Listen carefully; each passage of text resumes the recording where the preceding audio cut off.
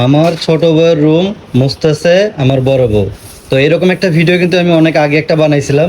তো আপনারা অনেকেই এই ভিডিওগুলোতে কমেন্ট করেন যে দেখানোর জন্য, ভিডিওতে দেখানোর জন্য বড় বউ ছোট বউয়ের রুম মুছতেছে। আর বড় বউ যদি ছোট বউয়ের রুম দেখানোর জন্য মুছতো তাহলে কিন্তু প্রত্যেক দিন মুছতো না, ঠিক আছে? তাইলে কিন্তু ওই যে একদিন মুছতো একদিন দেখে শেষ। দেখেন আজকে কিন্তু মুছতেছে, অলরেডি অর্ধেক মুছাও শেষ। ওই সময় কিন্তু আমি ভিডিওটা অন করছি।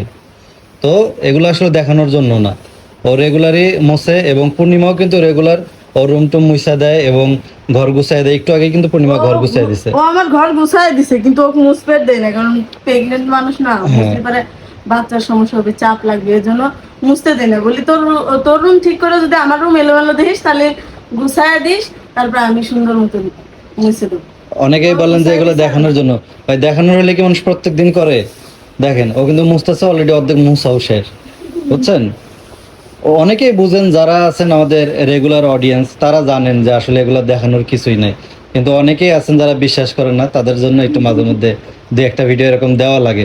যারা অল টাইম কমেন্ট করেন, মানে আমরা যত ভিডিও দেই আর যত যাই করি আপনারা কমেন্ট একটা করেনি, মানে দু একজন কমেন্ট করেনি যে এগুলা সতীনে সতীনে কখনো মিল হয় না, স্বামীর ভাগ কখনো দেওয়া যায় না, এগুলো যতই তোমরা দেখাও বাস্তবে আসলে দুইজন চুলাচুলি করো। আচ্ছা, যে যে এই কথা বলে সে সহ্য করতে পারে না বিধায় এগুলো কথা কমেন্টে সে নিজের মতো সবাইকে ভাবে।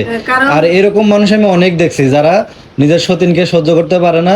এমনও মহিলা আছে যারা নিজেদের শাশুড়িকেও সহ্য করতে পারে না, ননদিকেও সহ্য করতে পারে না। আর আমাদের সবার সাথে অনেক মিল, আর আমার সতীনের সাথে তো আলহামদুলিল্লাহ অনেক মিল।